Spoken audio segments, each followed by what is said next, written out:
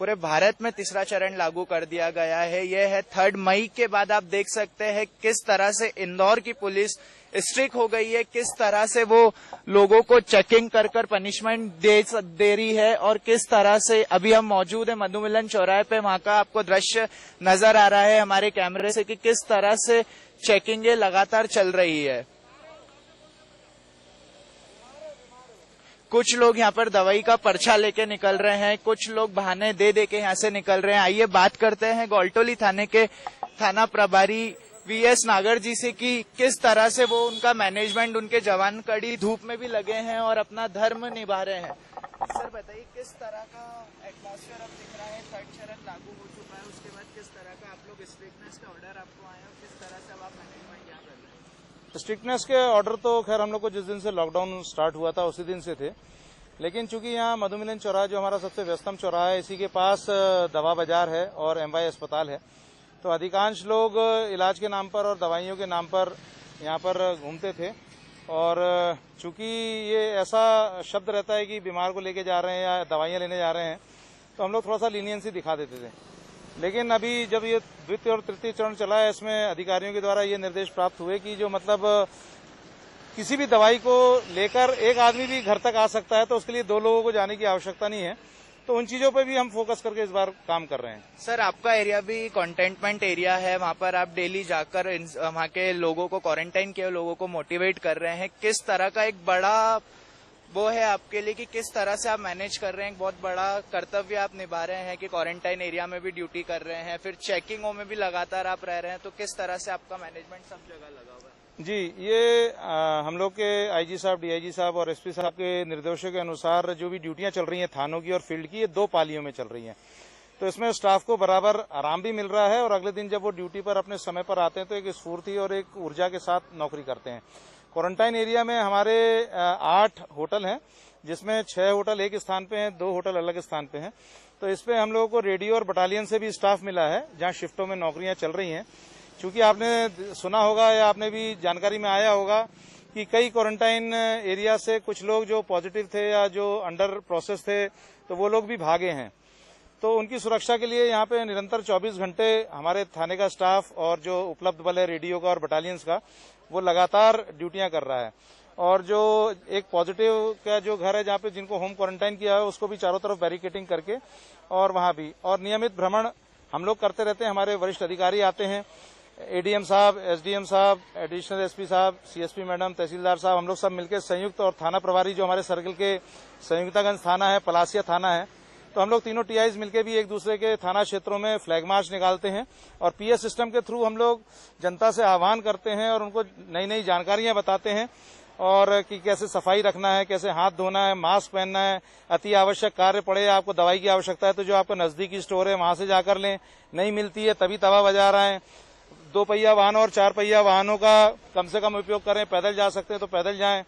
निर्धारित पास लेके निकलें। ये इस प्रकार के जो निर्देश हमें वरिष्ठ अधिकारियों से प्राप्त हैं या डब्ल्यूएचओ से जो निर्देश प्राप्त हैं, वो सब हम अनाउंस करते हैं पीएस सिस्टम के थ्रू। सर देखा जा रहा है गौलटोली में कुछ एरिया मुस्लिम सामुदायिक लोगों का भी है, तो उनकी रमजान चल रही है, किस तरह का आप लोग वहाँ पे मैनेजमेंट कर रहे हैं कि वहाँ पे बिल्कुल शांति देखने को नजर आ रही है? तो ऐसा आपका क्या एक मैनेजमेंट मंत्र था कि जिसके कारण पूरा एरिया गौलटोली में बहुत शांति का एक पल देखने को मिला है? जी,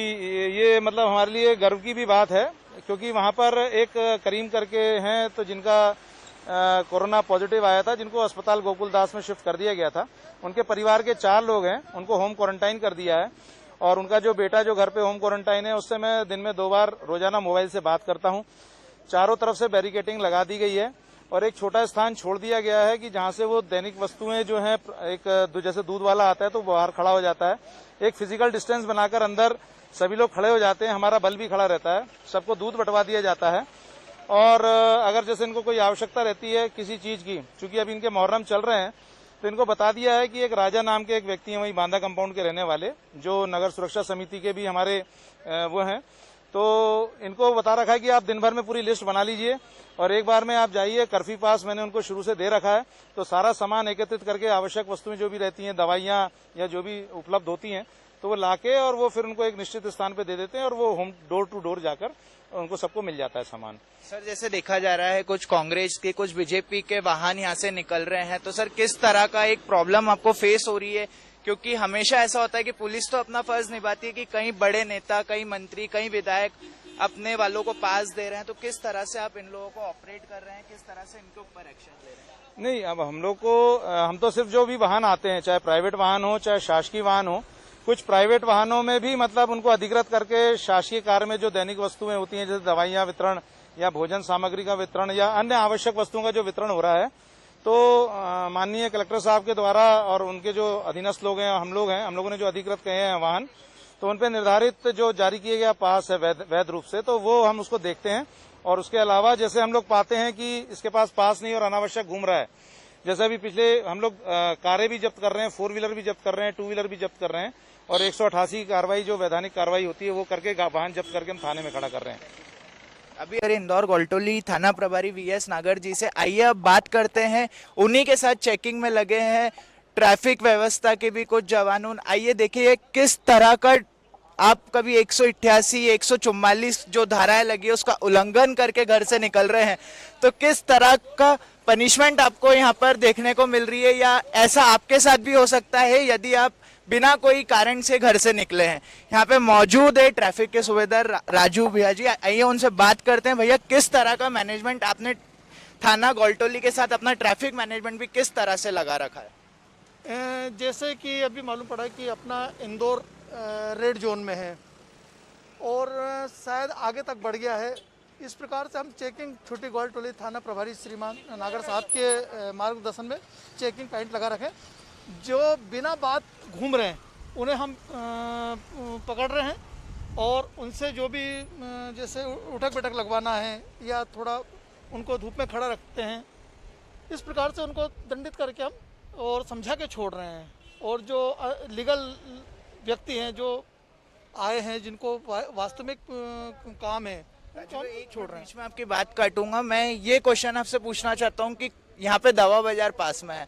कुछ लोग मेडिसिन के स्लिप्स लेके, मतलब अधिकतर पुलिस प्रशासन का ये कहना है कि बोले हम भी कहाँ तक अपना फर्ज निभाएंगे, बोले लोग बेवकूफ़ बना के मेडिकल की स्लिप लेकर जा रहे हैं, तो उसमें आपके लिए एक डिफिकल्ट टास्क है। किस तरह से आप उनको देखते हैं कि झूठ बोल के निकल रहे हैं या सही बोलकर? क्या करते हैं, झूठ बोलने वाला जैसे एक आवारा किस्म के एक ओवर एज है और एक वो अलग ही दिख जाते हैं। दूसरा, हम उनसे चिट्ठी चेक करते हैं कि हाँ ये वाकई में दवा लेने जा रहा है या नहीं जा रहा, उसका नाम वगैरह चेक करते हैं, किस प्रकार की कौन सी दवा लेने जा रही है, तो वो वहीं पकड़ाव में आ जाता है कि भाई अगर उसने बताया कि मैं ये दवा लेने जा रही हूँ, कहाँ मिल रही है, कहाँ नहीं मिल रही है। दूसरा, जो एक यंग वाले हैं उनको हम आवाज़ करके टोक रहे हैं, जो वृद्ध हैं या परिवार के साथ में, उन लोगों को हम चिट्ठी देख के वो G9 देखते हैं, उनको हम छोड़ देते हैं दवा लेने के लिए। बाकी जो इस प्रकार की घटना अगर होती है तो हम उनकी दवा भी चेक करते हैं। देखा जा रहा है कुछ महिलाओं भी इसमें साथ दे रही है, दवाई लेने के बहाने महिलाओं उनके हस्बैंड, उनके बच्चे, अपनी माँ को, अपनी वाइफ को पीछे बिठा के ला रहे हैं, उनके पास कोई पास नहीं है, तो उनके ऊपर आप क्या कार्रवाई कर रहे हैं? उन्हें देखो, महिलाओं को तो हम अधिकतर समझा ही रहे कि भाई ऐसे लॉकडाउन का उल्लंघन का पालन आप मत तोड़िए, और उन्हें जैसे हम समझा के और उनको छोड़ रहे हैं कि भाई ये लॉकडाउन चल रहा है और डिस्टेंसिंग बना के चलिए, इसमें आपको भी और आपके परिवार को भी खतरा है। तो जो महिला है वो महिला अधिकतर तो काम से निकल रही है, इतनी ज़्यादा महिलाएं नहीं निकल रही हैं कि चलो ठीक है हम घूमने निकल रहे हैं या वैसे निकल रहे हैं। अधिकतर महिलाएं जो है सिर्फ अपने काम से निकल रही हैं या दवा के लिए निकल रही हैं।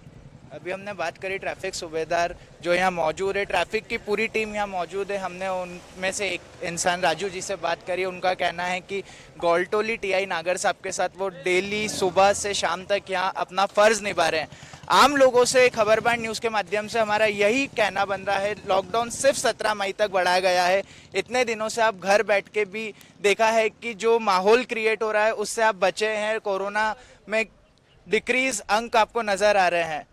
तो थोड़े टाइम और घर में बैठकर आप सेफ रह सकते हैं, सुरक्षित रह सकते हैं। कैमरामैन रवि धामके के साथ अक्षय कुमायूं, खबरबार न्यूज़, मध्य प्रदेश।